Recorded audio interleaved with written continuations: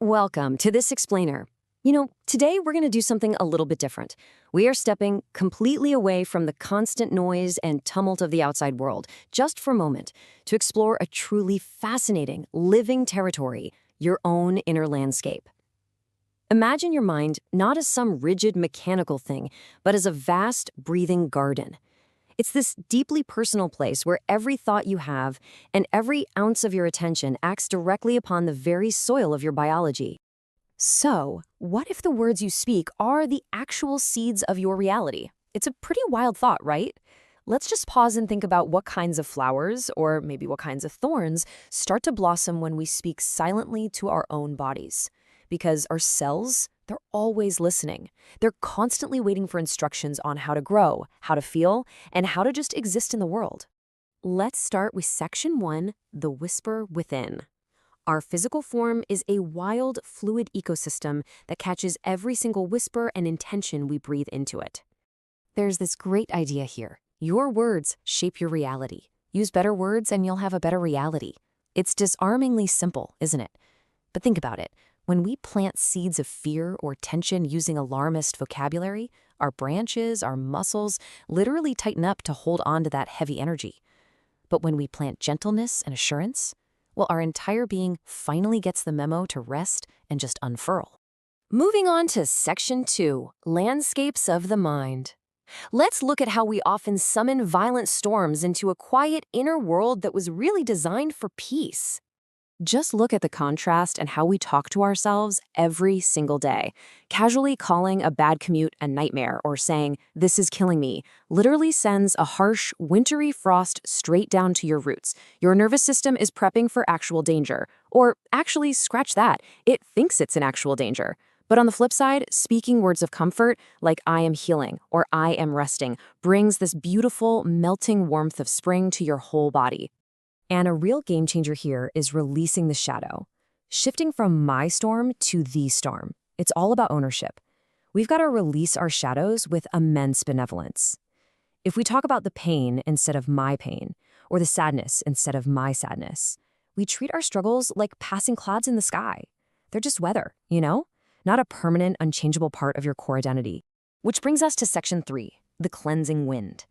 We can actually use the power of our imagination to visualize a gentle breeze that clears the air. Imagine this soft energy, this radiant breeze. Step 1, let it start right at the top, in the leafy canopy of your mind. Step 2, feel it as it gracefully sweeps down over the wide open meadow of your heart. And finally, Step 3, let it settle deep and firm into your roots, all the way down at the soles of your feet. As this radiant river of light flows downward, it's clearing away all those dead leaves of old beliefs. You know the ones, those heavy thoughts of doubt or inadequacy that, truthfully, never actually belonged to you in the first place. You were never meant to carry them.